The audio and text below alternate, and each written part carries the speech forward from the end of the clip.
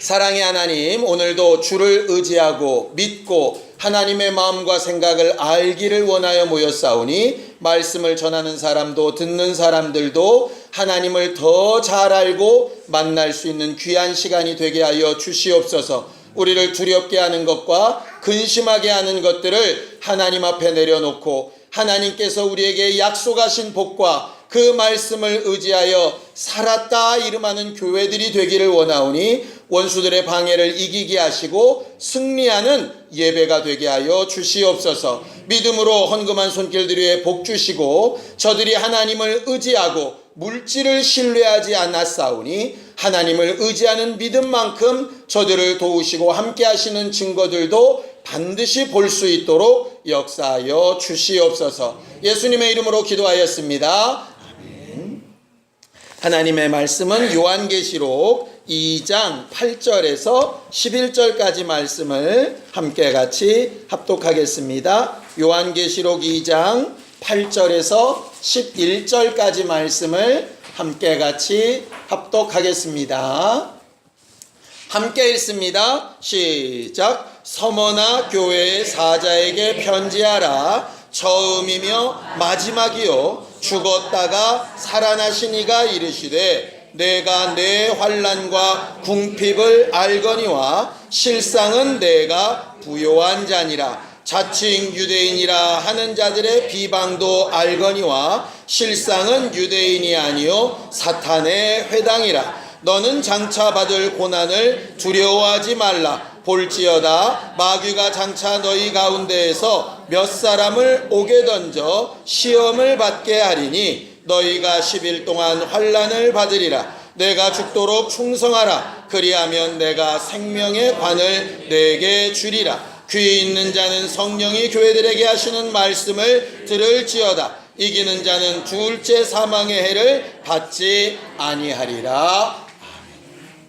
우리 하나님은 오늘 본문에 말씀하시는 것처럼 처음이며 마지막이 되시는 하나님이라고 성경 그렇게 가르쳐 말합니다.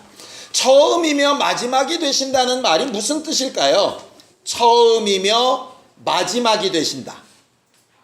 처음 시작도 하나님이 하시고 맨 마지막도 하나님이 하신다는 말인데 그 원래 깊은 뜻은 뭐냐 하면 하나님께서 시작을 해놓고 보니까 이런저런 상황에 따라서 시간이 가다 보니 어떤 끝이 나왔다가 아니라 처음 시작하실 때부터 끝을 정해놓고 하시는 분이라는 얘기예요.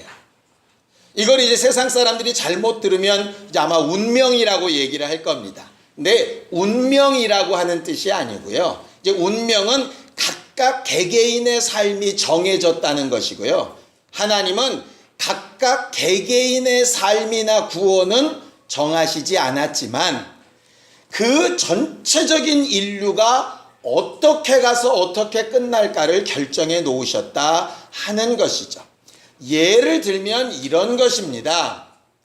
성경에 분명히 믿음의 조상인 아브라함이 이삭을 바칠 때 하나님은 분명히 미리부터 이삭을 통해서 자손을 주시겠다고 약속하신 말씀을 엄청나게 많이 하셨어요. 그런데 아브라함이 이삭을 바칠 때에는 아직 이삭이 결혼도 전이었고 자식도 있기 전이었거든요. 그러니까 누가 생각해도 인륜을 따지는 게 아니라 하나님의 약속된 말씀을 따져도 이삭은 죽지 않게 되어져 있어요. 그래서 히브리서에 말하는 겁니다. 아브라함이 이삭을 드릴 때에 죽지 않을 것으로 믿었고 혹 죽을지라도 다시 살려서 돌려주실 것으로 믿었다 이렇게 돼 있어요. 그게 뭐냐면 끝이 정해져 있는 것을 믿었다는 얘기죠. 예수께서 은 30에 팔리시는 것은 정해져 있는 것이었습니다. 꼭 가론 유다가 나쁜 놈이라는 얘기가 아니라 누군가는 예수를 은 30에 팔게 되어졌던 것이죠. 또 한 가지 예를 들면 이런 겁니다. 이스라엘이 애굽을 탈출할 때 재앙이 몇 가지 있었죠? 10가지가 있었습니다. 많은 사람들은 왜 이렇게 바로는 마음이 딱딱하게 굳어져서 왜 이렇게 하나님의 재앙을 한두 번쯤 받으면 정신을 차리지 왜 10번째까지 갔을까 고민을 하는데요. 사실 모세는 이미 10번째까지 가는 걸로 알고 있었어요. 물론 정확하게 말하면 10번째까지 간다는 거는 몰랐지만 10번째 마지막 재앙이 뭔지를 알고 있었다고요. 하나님께서 뭐라고 얘기하시느냐? 애굽왕 바로에게 많은 것으로 내가 재앙을 베풀겠지만 마지막에 그 아들이 죽기 전까지는 변하지 않을 거다라고 말씀하셨어요. 그러니까 1번부터 9번까지 여러 재앙을 얘기하실 때 이스라엘 사람들은 끝을 모르다 보니까 첫 번째, 두 번째, 세 번째 이 정도면 우리가 탈출하겠지, 이 정도면 끝나겠지라고 아마 생각을 했을 거예요. 근데 모세는 끝이 아니라는 걸 알아요. 언제 아냐? 맨 마지막 장자 죽는다는 얘기가 나오니까 아 이제 끝이구나 이렇게 되는 거죠. 그러니까 아마 모세 옆에 있는 사람들은 9번째까지 안 됐으니까 10번째도 안 될 거라고 믿는 사람들이 있었을 거예요. 그런 사람들은 언제까지 기다려야 되는 거야? 이런 고민을 하는 거죠. 그런 의미 중에 하나로 하나님께서 이스라엘 백성이 가나안 땅을 정탐하고 돌아와서 잘못된 보고를 했을 때 정탐한 날 40일을 하루에 1년씩 쳐서 40년 동안 광야 생활하겠다라고 미리 선포를 해놓으세요. 이 얘기는 뭐냐면 미리 알고 대비하라는 거죠. 우리는 오늘 성경 제목을, 설교 제목을 두려워 말고 죽도록 충성합시다 그렇게 제가 정했어요. 두려워 말자 이런 말들은 되게 많이 하는데 어떻게 하면 두렵지 않게 될까? 사람들이 가장 두려워하는 게 과연 뭘까? 아까 이렇게 물어봤더니 대부분 대동소이하더라고요. 앞으로 어떻게 될지 몰라서 두렵고 어떤 일이 언제 일어날지 몰라서 두렵고 내가 이걸 할 수 있을지 없을지 두렵고 내 마음에 원치 않은 것들이 안 왔으면 좋겠는데 올 것 같아 두렵고 뭐 이런 거예요. 대부분 왜 두려운가 봤더니 모르니까 두려운 거더라고. 물론 알고도 두려운 거 있습니다. 알았는데도 어떻게 할 수 있는 방법이 없으면 또 두려워요. 시험이 몇 날 며칠 있는 걸 뻔히 아는데 잘 볼 자신이 없어. 그럼 두렵죠. 그러니까 알지 못해서 두렵고 알아도 뭔가를 할 수 없을 때 사람은 두려워요. 그러니까 두려워하지 말자, 두려워하지 말자라는 성경의 말씀은 그냥 무조건 될 수 있어 이러란 얘기가 아니라 무슨 일이 어떻게 될지를 확실히 알고 두려워하지 말고 알았다면 그 일을 어떻게 해야 될 줄을 선택하고 두려워하지 말자는 얘기예요. 그러니까 무지하게 아무렇게나 원하는 대로 믿는다는 뜻이 아니라 처음이자 마지막이신 하나님이 정해놓으신 끝이 뭔지를 좀 알고 선택하고 받아들이고 이해하고 고백하자는 말이죠. 믿음은 뭐냐? 바로 그거예요. 그래서 하나님이 정하신 처음과 끝을 아는 것이고 그 아는 것에 내가 뭘 선택할까를 결정하는 거예요. 예수 그리스도는 처녀의 몸에 잉태되어 나시기로 하나님의 계획 가운데 이미 결론이 나 있어요. 마리아가 그것을 받아들일지 안 받아들일지는 선택이지요. 마리아가 안 했으면 다른 이에게 선택이 돌아갔을 거예요. 똑같은 거죠. 하나님이 하시는 결과는 정해져 있는데 그 결과에 너는 어떻게 반응할 거냐가 중요한 거예요. 옆에 사람이 잘한다고 덤으로 나까지 딸려가는 거 아닙니다. 옆 사람의 선택과 내 선택은 각각의 별개예요. 그래서 하나님이 공통적으로 하시려고 하는 일은 잘 알고 그리고 거기에 대한 선택을 각각 하는 것, 그것이 바로 신앙 생활입니다.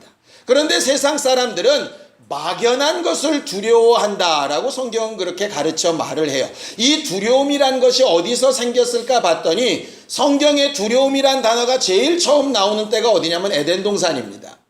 선악을 알게 한 나무 실과를 따먹고 나서 하나님께서 아담을 부르셨을 때 아담이 뭐라고 하느냐? 내가 벗었으므로 두려워하여 숨었나이다, 이렇게 돼 있어요. 죄의 결과로 그 다음을 기약하지 못하는 거예요. 그 이전까지는 에덴 동산 안에서 먹고 마시고 멸망하지 않고 하나님 앞에서 사랑받으며 사는 것이 확고하게 정해져 있었어요. 그런데 죄를 짓고 났더니 이 다음 생애를 알 수도 없고 계산할 수도 없게 된 거죠. 그러니 두려운 거예요. 결과적으로 아이들이 부모의 마음이나 말이나 원하는 것을 잘 알고 그대로 행할 때에는 두려울 게 없어요. 쉽게 얘기하면 시험 보고 성적표 잘 받아온 애들은 두려울 게 없어요. 두려움은커녕 엄마 아빠가 빨리 들어왔으면 좋겠어요. 왜? 이걸 좀 내밀고 치킨이라도 얻어먹게. 그런데 원하는 대로 되지 않았을 때에는 이후로 어떤 결과나 반응이 나올지가 예상은 되나 확실치 않기 때문에 두려운 거죠. 결과적으로 우리가 지금 가장 두려워하고 있는 게 과연 뭔가? 세상 사람들은 죽을까봐 두려워하고 망할까봐 두려워하고 정말 내가 하고자 하는 일이 안 될까봐 두려워하고 하는 것들을 두려워한다라고 성경은 가르쳐 말해요. 그런데 성경은 뭐라고 얘기하느냐? 이 육체의 삶이 끝난 다음에 영혼이 남았을 때에 그 영혼을 완전히 멸하시는 하나님이 계신데 그 하나님은 실제로 두려워하지 않는 거죠. 마치 어린아이들이 어제 본 시험 결과에 대한 반응은 두려워하는데 이렇게 계속 공부를 안 할 때 내 앞으로의 내 미래가 어떻게 될까에 대해서는 그렇게 크게 두려워하지 않는 거랑 똑같은 거예요. 말 그대로 눈앞에 있는 면피는 필요한데 진짜 중요한 내 인생은 사실 잘 생각을 못하는 거죠. 어떻게 얘기하면 오늘 시험 잘못 본 거 눈물이 아주 쏙 나도록 두들겨 맞고 정말 공부할 마음을 품어서 제대로 하면 인생이 바뀔 수 있는 좋은 기회예요. 그런데 사람들은 그걸 두려워하는 게 아니라 당장 눈앞의 일을 두려워한다는 거죠. 그래서 먹고 마시고 사는 일이 잘 되면 나중도 잘 될 거라고 착각하는 거예요. 사실은 그게 아니거든요. 제가 청소년 친구들을 볼 때마다 늘 마음이 아픈 게 그거예요. 지금 앞의 일을 잘하면 나중에도 잘 될 것 같은 착각들에 빠져 있더라고. 그러니까 대학 잘 가면 뭐가 잘 될 것 같아. 대학생들한테 한번 물어보세요. 대학 가느니 다 잘 되든가. 대학원 가면 잘 될 것 같아. 대학원생들한테 물어보세요. 직장 들어가면 잘 될 것 같은데 직장 들어가면 모든 것이 다 사라지든가요? 아니요. 그거는 된 것 같은데 그 다음 더 중요한 것들이 있어요. 신앙생활에는 더 그런 게 있습니다. 뭐냐면 사람들 안에서 신앙생활을 같이 하다 보니까 사실 그러면 안 되는 줄 알면서도 이 평판을 두려워해요. 소위 목사라 하는 저도 성도들이 은혜 받았다고 하고 목사님 때문에 감사하고 행복하다 그러면 되게 기분이 좋죠. 오늘 설교는 뭔 말인지 모르겠어요. 죽순 것 같아요 오늘. 막 이런 얘기 들으면 저도 기분 안 좋을 것 같아요. 그런데 사실은 사람들이 지금 저한테 뭐라고 얘기하는 것보다 더 중요한 문제는 하나님이 진짜 날 어떻게 보고 계시냐고, 더 중요한 건 내가 진짜 어떤 사람이냐 이거든요. 남들이 볼 때 저 사람 대단하다, 믿음 좋다, 정말 저렇게 어떻게 신앙생활 할 수 있나 백날 얘기를 해봐야 진짜 그 사람이 그렇지 않으면 무의미한 거잖아요. 그래서 우리가 항상 얘기하지 않습니까? 그냥 자기 남편 보다가 남의 남편 보니까 남의 남편은 신앙생활을 되게 잘하는 것 같아. 그래서 집사님 너무 좋겠다고, 어떻게 남편이 저렇게 신앙생활 잘하냐고 그럼 그분이 꼭 한마디 하죠. 감사합니다. 이렇게 얘기하면 좋을 것 같은데 나오는 말이 맨날 정답이 똑같아요. 뭐라고 얘기합니까? 살아보세요. 왜냐하면 본질이 그 사람이 아니기 때문에 그래요. 그러니까 보여지는 모습이 두려운 게 아니라 사실은 진짜 내 모습이 두려운 건데 사실은 진짜 내 모습을 두려워하지 않는 거죠.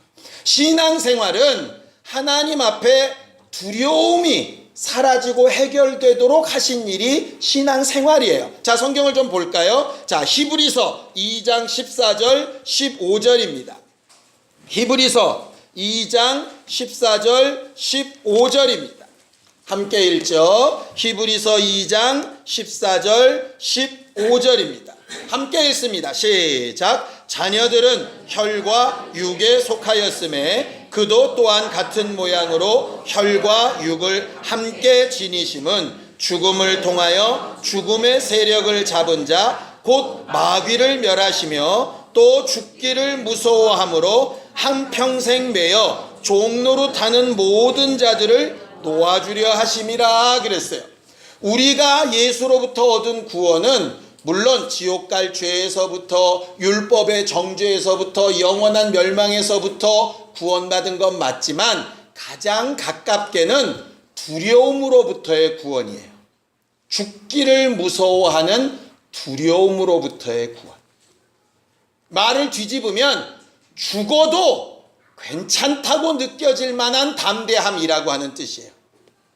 무슨 얘기냐면 아까 얘기한 것처럼 모세는 마지막 재앙이 있기 전까지는 자유하게 안 될 줄을 알아요.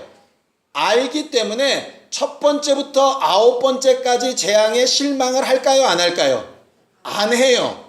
왜냐하면 마지막 재앙이 선포되면 그때는 될 거라고 믿기 때문에 앞에 9번의 심패는 전혀 안중에 없는 거예요. 차라리 이런 실패가 빨리 지나가고 마지막에 딱 오면 좋겠어. 이게 담대함이에요. 끝을 알면, 결과를 알면 말이에요. 결과적으로 하나님께서 우리에게 예수를 통해서 주신 것은 뭐냐면 육체의 삶은 이렇게도 살 수 있고 저렇게도 살 수 있는데 그 삶을 이기고 나면 마지막 영원한 생명으로 살게 되는 그날에 예수 안에 있는 자는 영생으로, 그렇지 않은 자는 영원한 둘째 사망으로 나눠지게 될 거라고 결론을 이미 지어 놓으셨어요. 거기에 이제 너는 어떤 선택을 할 것인가만 남아있는 것이죠. 그것을 인정하지 않는 사람들은 매번 때마다 지금 당장의 문제가 해결되기를 두려워할 거고요. 결과를 멀리 아는 사람은 그 전체적인 일이 해결되기를 사모하면서 한순간 한순간을 넘어가게 될 거예요. 자, 이제 서머나교회로 돌아가겠습니다. 서머나교회라는 말은 성경에 딱 요한계시록에밖에 안 나와요. 그렇게 유명한 교회도 아니고 그렇게 이름이 드러난 교회도 아니에요. 그런데 서머나라는 지역 자체가 그럼 시골이냐? 그렇지도 않아요. 서머나는 지금도 터키의 한 도시인데요. 지금도 터키의 세 번째로 큰 도시예요. 경제적으로 따지면 터키의 세 도시 중에서 제일 부유한 도시가 서머나래요. 우리 나중에 언제 터키의 성지순례를 가면 서머나를 꼭 한번 가볼 수 있었으면 좋겠어요. 거기가 유향이 나는 지역이고 항구 도시이기도 하고 호머라고 하는 유명한 시인의 고향이기도 하고, 그래서 문학적으로도 삶으로도 경제적으로도 굉장히 부유한 도시가 서머나라고 하는 도시래요. 근데 사실은 성경에는 서머나의 이야기가 나오지 않아요. 왜냐하면 서머나 교회가 그렇게 큰 교회도 아니고 많은 사람이 모이는 교회도 아니었어요. 그런데 그 교회가 왜 유명해졌느냐 하면 그 교회의 담임 목사였던 폴리갑이라고 하는 사람 때문에 유명해졌어요. 이 폴리갑은 누구냐 하면 사도 요한의 제자예요. 그래서 우리는 사도 하는데 사도는 예수께서 직접 부르신 제자들을 사도라고 부르잖아요. 그 사도들이 또다시 제자 삼은 사람들을 속사도라고 부르는데 그 속사도 중에 1번이 폴리갑이에요. 이 폴리갑이라고 하는 사람이 순교했을 때 당시 나이가 86세였다고 하는데 이 폴리갑의 순교와 생애는 굉장히 중요한 초대교회 기록으로 남아져 있어요. 그 기록에 보면 이 서머나 교회는 바울이 개척한 교회로 알려져 있고요. 그 뒤로 유명한 목사들이 지나간 것 같지도 않아요. 그러니까는 에베소 교회와 비교를 해보면 굉장히 달라요. 에베소 교회는 굉장히 유명한 목사님들이 아주 로테이션해서 계속 잘 교육을 시킨 교회고, 지식적으로도 뛰어가 나고 규모도 크고 능력도 많고 굉장한 교회였어요. 근데 서머나는 굉장히 잘 사는 도시에 굉장히 가난하고 작은 교회가 서머나 교회였어요. 그러니까 상대적인 박탈감이 훨씬 더 크죠. 그러니까 여기서 그냥 월급을 한 100만 원 받고 인천에서 사는 거 하고 강남이나 분당 가서 월급 100만 원 받고 사는 거는 똑같은 100만 원이라 차이가 없을 것 같은데 사실은 차이가 있어요. 옆 사람 사는 거 보면 훨씬 더 차이가 많이 나가지고 훨씬 더 속상해. 근데 왜 그렇게 잘 사는 도시에서 왜 서머나 교인들은 그렇게 가난하게 살았냐? 유대인들 때문이었어요. 거기 보면 유대인들의 방해가 있었다고 얘기를 하죠. 서머나에 유대인들이 경제권을 꽉 붙들고 있는데, 마치 지금처럼 유대인들이 경제권을 붙들고 있는데 이 유대인들이 볼 때 예수 믿는 사람들이 너무 꼴보기 싫은 거예요. 그러니까 예수 믿는 사람들하고는 거래도 안 하고 고용도 하지 않고 그 사람들의 경제활동을 계속 방해하는 거예요. 이쪽에서 장사하고 있으면 그 옆에다가 더 크게 해가지고 망하게 만들고 막 이렇게. 그러면서 자기들도 황제를 숭배하지 않으면서 그리스도인들이 황제를 숭배 안 한다고 고발하는 일들을 유대인들이 하는 거죠. 그러니까 웃기잖아요. 전혀 하나님에 대해서도 모르는 이방인들이 뭐라고 그러면 좀 이해할 만한데, 예수는 안 믿지만 그래도 하나님은 안다며. 가난한 자들을 구제하는 게 율법의 기본이거든요. 그런데 더 억압하고 춥게 만들고 처참하게 만드는 게 유대인이니까 얼마나 마음이 상하고 힘들었겠어요. 결국 폴리갑도 그런 유대인의 고발에 의해서 잡혀가게 되는 것이죠. 이런 환란이 계속 되는 거예요. 그러니 서머나 교인들이 얼마나 힘들었겠어요.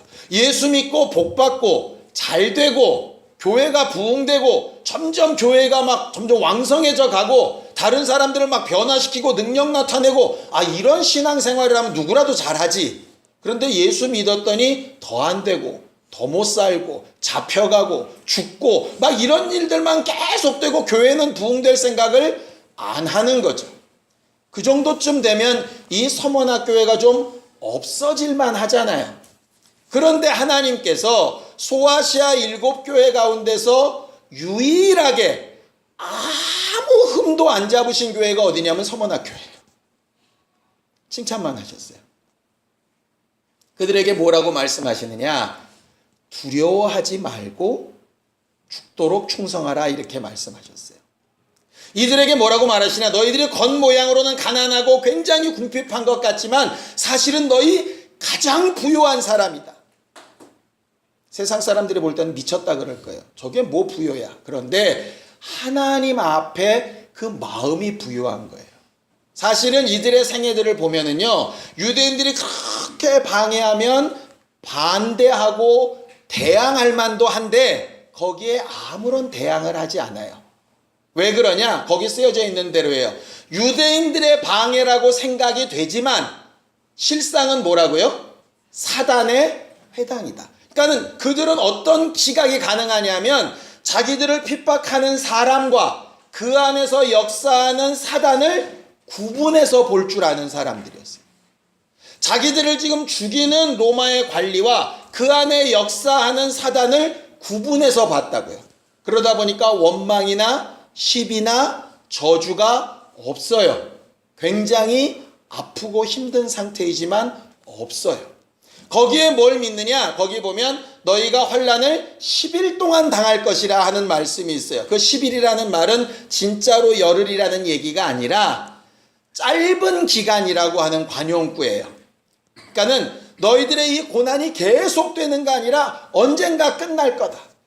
언젠가 끝나는데 그 끝나는 일에 소수의 몇 명은 잡혀가서 고난을 당하고 죽게 될 거다 하는 예언을 받게 된 거예요. 사실상 이 예언 뒤로 폴리갑과 그 서머나교의 대표되는 지도자 10명이 함께 잡혀가서 화형을 당해요.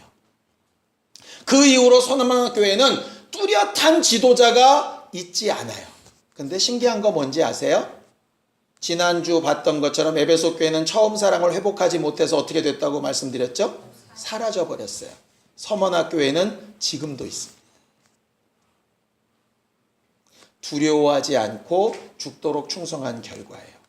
두려워하지 않았다는 얘기는 뭐냐면 약속하신 대로 환난이 있을 것이라고 받아들이고 환난을 대비하는 거예요. 환난이 되어져서 잡혀간다면 누가 잡혀가야 될까? 당연히 리더들이 잡혀가야죠. 그래서 리더들이 자원해서 잡혀가요. 잡혀가서 폴리가베테 이렇게 얘기를 했다고 기록에 남아 있습니다. 너 하나만 가이사가 신이라고, 로마 황제가 신이라고 이야기하면 너뿐 아니라 네 가족, 네 교인들 모두 다 살려줄게. 만약에 저한테 그걸 묻는다면 굉장히 고민할 것 같아요. 어떤 고민하냐? 그냥 한번 눈 질끈 감고 황제가 신이다 하고 회개하면 되지 않을까? 이런 생각.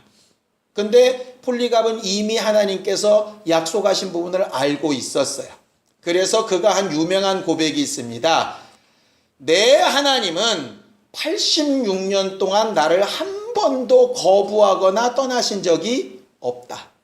그런데 내가 어떻게 주님을 거부하고 주가 아니라고 말할 수 있나? 너 그럼 화형당해. 내 육체는 화형당할지라도 잠시 죽음으로 끝나지만 예수 믿지 않으면 너희들은 영영이 타는 지옥불에 있게 되어질 것이니 회개하고 예수를 믿어야 된다고 맨 마지막 말을 하고 산채로 화형이 되어져요.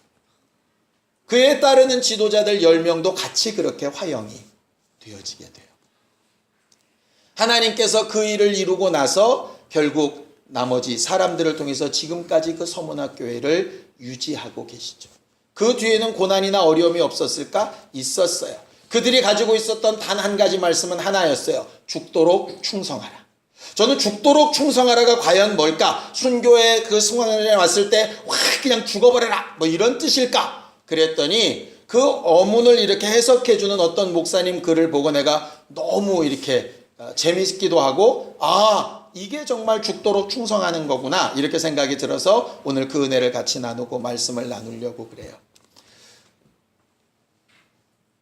골프를 좋아하는 사람이요. 골프가 잘 맞을 때 너무 기쁘고 골프가 안 맞을 때 너무 승질나서 골프채를 집어 던지고 싶다면 그 사람은 골프에 죽도록 충성하는 사람이 아니래요. 탁구를 너무 좋아하는 사람이 탁구를 이겼다고 너무 기뻐하고 졌다고 열받아서 라켓을 집어 던지면 탁구를 죽도록 충성하는 사람이 아니래요. 더 쉽게 얘기할까요? 탁구를 치는 사람이 이겼다고 기분 좋아서 한 잔 마시고 졌다고 기분 나빠서 한 잔 마시고 그런 사람은 어디에 충성하는 사람이냐면 술에 죽도록 충성하는 사람이래요. 무슨 뜻인지 대충 감이 잡히시나요? 한 여자가 한 남자를 죽도록 사랑하게 되어지면 부모님이 호적에서 판다 그래도 내 눈에 흙 들어가게 안 된다 그러면 눈앞에 흙을 뿌려서라도 이렇게 가요. 그게 죽도록 충성이에요. 그러니까 죽도록 충성이라고 하는 말 자체가 무슨 말이냐 하면 상황이나 환경이나 형편과 상관없이라는 뜻이에요. 그러니까 이런 거죠. 아까 우리가 찬양할 때 충성하라 죽도록 충성하라 주님께 그랬어요. 충성으로 주님께 하는 사람이라면 어느 교회에 가 있든지 누구와 함께하고 있든지 어느 목사 앞에 와 있든지 어느 장소에 혼자 있든지 여러 명이 있든지 상관없이 주님만 바라보이는 사람이라면 주님께 죽도록 충성하는 사람이에요. 이 교회 갔더니 은혜를 받는데 저 교회 갔더니 안 된다면 잘 생각해 봐야 돼요. 내가 주님께 죽도록 충성하는 사람인지 어떤 교회에 죽도록 충성하는 사람인지. 그러니까 상황에 따르는 여러 조건이 움직여지고 있다면 그것은 죽도록 충성하는 게 아닌 거예요. 그래서 죽도록 충성하는 성령이 기뻐하시는 교회는 뭐가 가능하냐면 범사에 감사하라가 가능한 거예요. 서문학 교회가 왜 살아남았을까를 봤더니 바로 그 부분이더라고요. 고난이 있고 가난이 있고 슬픔이 있고 핍박이 있어도 그들은 분리해서 봐요. 이걸 실제로 핍박하는 영적 원수와 거기에 사용되어져 가지고 잘못하고 있는 사람들을 구분해서 보고요. 그리고 그 처해 있는 상황과 자기가 믿고 있는 하나님이 약속하신 미래를 구분해서 봐요. 하나님이 미래의 영생을 약속하신 지금도 잘 살게 해주셔야 되는 거 아니야? 이렇게 조건으로 보는 게 아니에요. 지금 잘 살게 되어줘도 여기에 빠지는 게 아니라 영생을. 아까 말한 대로 탁구 치시는 분이 이겨도 술, 져도 술, 이렇게 술에 충성하듯이 여기가 잘 돼도 영원한 생명, 잘 안 돼도 영원한 생명, 내 뜻대로 돼도 영원한 생명, 내 뜻대로 안 돼도 영원한 생명, 그 소망을 가지고 사는 거예요. 화형을 당해서 지금 내 생애가 끝나도 내 영생에, 혹 여기서 기회를 얻어 다시 살아도 영생에, 그것이 변질되지 않은 사람이 죽도록 충성이에요. 근데 죽도록 충성하려면 뭐가 필요하냐? 그 앞에 두려워하지 않는 게 필요한 거죠. 앞으로 될 일을 아는 게 필요한 거예요. 다시 말해서 지금 내가 많은 것을 가지고 있고 누리고 있다 그래서 이것이 사라질 수 있다는 걸 알아야 되는데 이게 계속 될 거라고 착각을 하는 거죠. 계속 될 거라고 착각을 하는데 그렇게 안 될 것 같은 기미가 보이면 두려운 거예요. 결국 자기 예상이 깨질 것 같으면 두려운 거죠. 결국 하나님은 네 예상대로 사지 말고 하나님의 예상대로 살라는 거예요. 그 길을 통해서 너를 가장 좋은 길로 인도하실 그 하나님으로 살라는 거예요. 그 당시에 에베소 교회와 서머나 교회를 동시에 볼 수 있는 사람이라면 이렇게 얘기했을 거예요. 에베소 교회는 계속 부흥되고 영원하리라. 서머나 교회는 저렇게 되다가 없어지리라. 사람들은 누구나 그렇게 생각했을 거라고. 그러나 하나님의 눈에는 전혀 달랐어요. 은혜가 살아있고 핍받고 어려움 가운데도 주께로부터 오는 사랑이 살아있고 회개하고 주 앞으로 돌아가는 길이 살아있던 서머나교회는 살아남았어요. 그런데 뭔가 가졌다고 하고 알았다 하는 사람들은 사라지고 말았죠. 결국 우리가 성령을 통해서 진짜 우리에게 물어야 될 것은 뭐냐 하면 우리가 지금 행복한 주님의 교회라고 모여 있는데 지금 뭐가 행복하지? 실제로 한번 물어보시기 바라요. 내가 예수께 죽도록 충성하고 있는 사람인지 옆에 앉은 사람들이 내 마음에 들어서 지금 충성하고 있는 사람인지 그걸 분명하게 분별하지 못하면 나는 굉장히 행복하게 신앙생활을 잘하고 있는 것처럼 착각할 수 있다. 부부가요 돈 많이 벌리고 남편 지위가 쑥쑥 올라가고 애들이 공부 다 잘하고 뭐든지 전부 다 형통할 때 부부끼리 잘 사는 거 물론 그것도 쉽지 않지만 그나마 괜찮아요. 근데 언제 진짜 부부의 정은 확실히 나타나느냐? 정말 바닥까지 떨어져 보면 알아요. 결국 진짜 주를 사랑한다라는 게 과연 뭘까를 좀 생각해 볼 필요가 있어요. 물론 우리가 연약하니까 좋으면 좀 마음이 풀어지고 안 되면 좀 마음이 조급해지고 당연히 그럴 거예요. 그럼에도 불구하고 오늘 명령대로 두려워하지 말라. 죽도록 충성하라. 너 지금 뭐 때문에 행복하고 기쁜 사람이냐? 물으시는 말씀에 적어도 정말 폴리갑이 얘기했던 것처럼 내 일생 동안 나를 버리지 않고 인도해 오신 하나님 앞에 나는 뭐라고 고백해야 될까를 말할 수 있는 사람이었으면 좋겠어요. 오늘 성경에 보면 그렇게 견디고 이기고 승리한 사람한테는 둘째 사망의 해를 받지 않게 하겠다 이렇게 말씀하셨어요. 둘째 사망이 뭘까요? 자, 요한계시록 20장입니다. 14절입니다. 요한계시록 20장 14절입니다.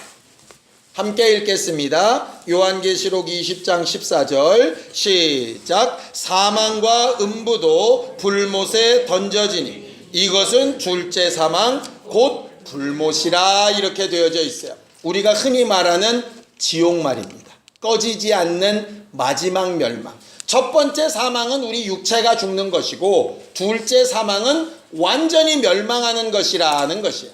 첫 번째 사망은 이 세상에 어떤 사람도 피할 길이 없어요. 왜냐하면 한 번 세상에 태어났을 때는 한 번 죽는 것으로 이미 결과가 정해져 있다라고 처음이요 마지막이신 하나님이 정하신 법칙이에요. 이건 누구도 다 인정하는 바이죠.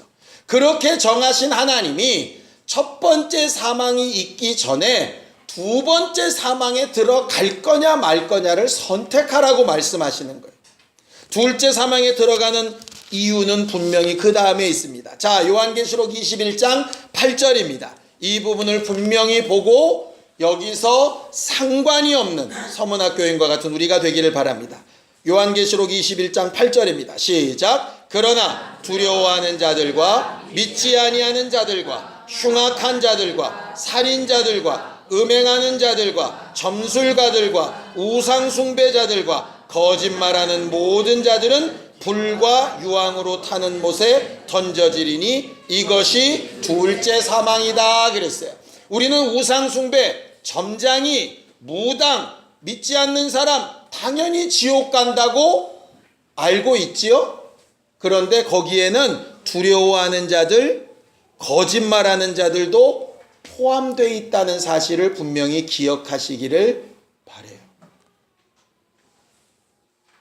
두려워하지 않고 거짓말하지 않고 정직하게, 죄인은 죄인인 모습대로, 연약하면 연약한 모습대로, 내가 할 수 없으면 할 수 없는 모습대로 남들 평판에 휘둘리지 말고 정직한 모습, 연약한 모습을 다 드러내는 교회가 서문학교예요. 우리는 우리 자신 앞에 두려워하는 일이나 거짓말하는 일이 우상숭배와 불신앙과 같다라고 하는 것을 좀 인정하고 하나님이 약속하신 말씀을 신뢰할 수 있는 사람들이 될 수 있기를 예수님의 이름으로 축원합니다. 함께 같이 기도하겠습니다. 하나님 아버지, 우리를 도우셔서 일평생 살아가는 동안에 우리의 육체에 역사하는 원수와 방해하는 것들을 제어하는 능력과 권세를 사용하게 하여 주시옵시고, 영적 원수와 보이는 사람을 구분할 수 있는 능력과 원수가 행한 일과 하나님의 말씀대로 되어가는 일을 분별할 줄 아는 지혜와 영감 있는 교회들이 되도록 도와주시옵소서. 주의 말씀대로 되어져가는 일에 두려워하지 아니하며 죽기까지 충성하되 오직 주 예수로 인하여 기뻐하며 행복한 심령들이 되어지기를 원하오니 항상 처음 사랑을 회복하며 처음 행위로 돌아가기를 힘쓰며 회개하되 정직하여서 하나님께서 우리에게 약속하신 생명의 관을 소유하는 믿음의 사람들로 삼아 주시옵소서. 예수님의 이름으로 기도하였습니다. 아멘. 이제는 우리 주 예수 그리스도의 은혜와 하나님 아버지의 극진하신 사랑과 성령님의 감동하시고 역사하시는 분명한 증거가 하나님께서 우리에게 주시는 담대함으로 승리하며 끝까지 충성하기를 원하는 우리 모두 위에 이제부터 영원까지 함께 있을지어다. 아멘.